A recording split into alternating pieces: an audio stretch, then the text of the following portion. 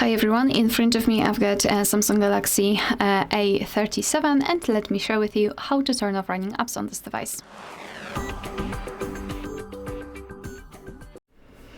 So first of all, we have to open the recents, and depending on what kind of navigation type you've got set, you can do it differently. So if you've got the 3-button navigation, you have to tap on this 3 bars icon. And if you've got the gesture, swipe your finger from the bottom to the center of your device and hold your finger somewhere here. So something like that. Because I've got 3-button navigation, let me tap on this button here.